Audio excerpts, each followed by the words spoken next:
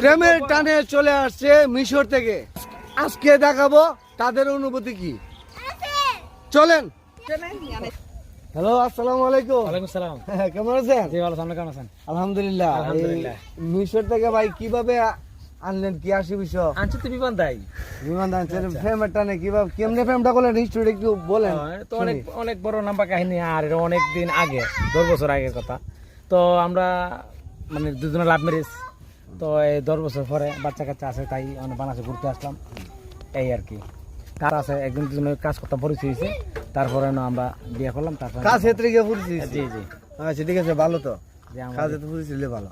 চলুন তো দেখা যাক এই প্রেমের টানে যে লোক চলে আসছে মিশর থেকে, তার অনুভূতি কি আমরা একটু শুনি। হ্যালো, আসসালামু আলাইকুম। ওয়ালাইকুম আসসালাম। কেমন আছেন? ভালো আলহামদুলিল্লাহ, আপনি কেমন আছেন? আলহামদুলিল্লাহ ভালো আছি। আলহামদুলিল্লাহ। আমার এই দেশি ভাই লোকে যে যোগাযোগ ফুরিছিল, কিরকম বাংলাদেশ কিরকম লাগতেছে? বাংলাদেশ সুন্দর, সবাই মানুষ অনেক বেশি সুন্দর, ভালো বাংলাদেশ কেমন লাগে? ভালো, বাংলাদেশ ভালো সুন্দর। যে আপনি কতটুকু ভালোবাসেন হাসানকে?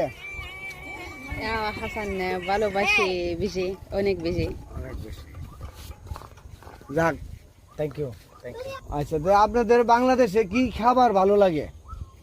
খাও ভালো ভালো, পিন্ডি, বাইগন, চিকেন কোরমা, মাছ, মুরগি গোস্ত, ডাল, সবাই খাও ভালো, মজা সুন্দর মজা। ফুচকা ফুচকা ফুচকা, আমি ভালোবাসি ফুচকা। হ্যালো সুন্দর। Hello hello. ফুচকা হালুয়া হালুয়া গিদ্দেন। ওকে, তাহলে আপনাদের সাথে কথা বলে অনেক ভালো লাগলো।